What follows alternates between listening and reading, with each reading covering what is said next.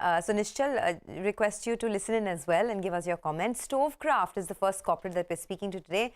The company posted a 12% revenue growth and a flat EBITDA margin at around 11.5% in Q2. To discuss the outlook and the way forward, Rajendra Gandhi, the MD of Stovekraft, joins us now.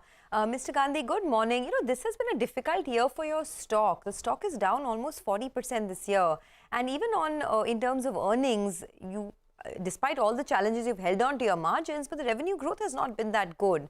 Are you seeing any kind of slowdown or tapering off of demand?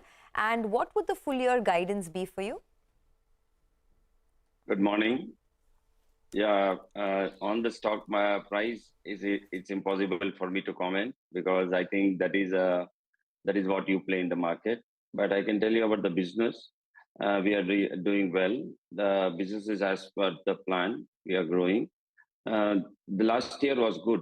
Particularly the first 2 quarters of the last year were, relatively good. And so when you compare the base, so we consider that the business is as normal and as per the anticipated growth plan that we have for the company.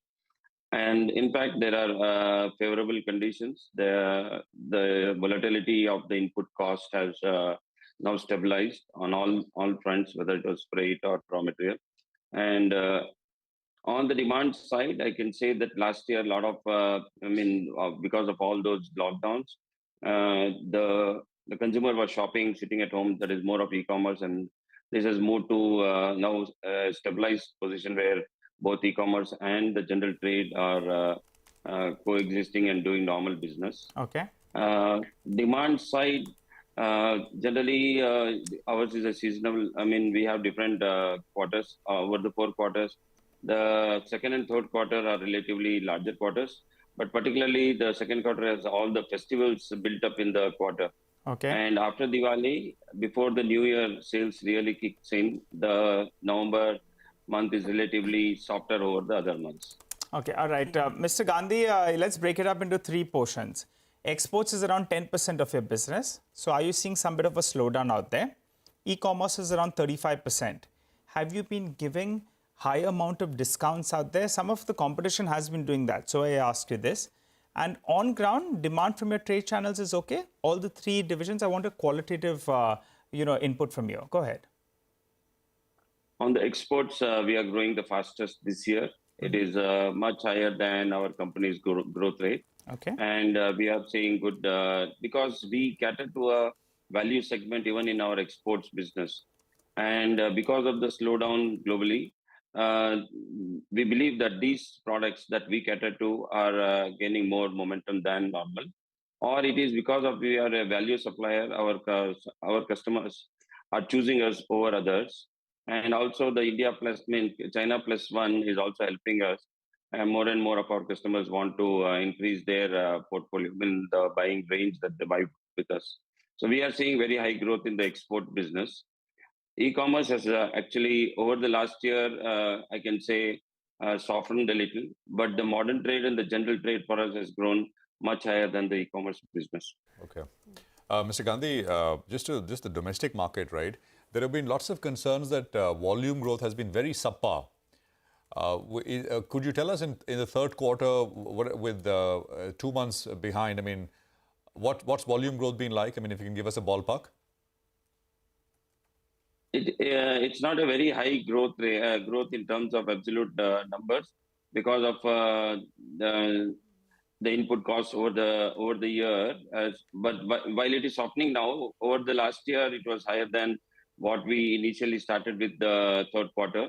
So it is not that a slowdown situation for us, but it is not that we have a very high growth rate in the unit numbers as well. It was about 3-4%, right? H1 volume growth.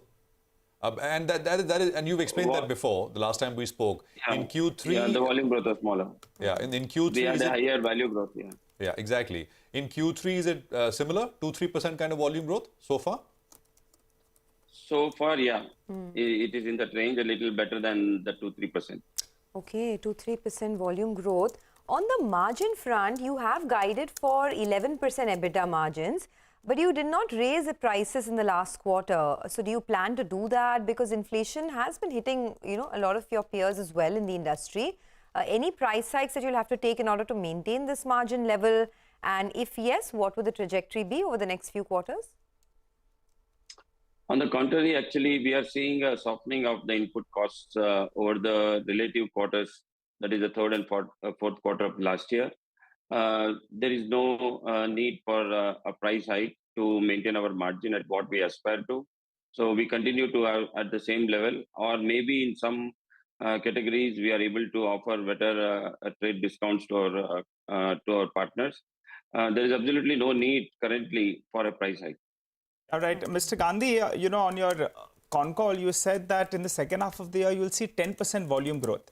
And for the year, you're guiding for the next 2 years, double-digit revenue growth. That's for FY23 and FY24. You're holding on to that guidance, right? Yeah, on the revenue growth, we are seeing, we are experiencing a double-digit revenue growth. We continue to believe that we will end the year with a double-digit revenue growth. And volume growth will be 10% for the second half of the year?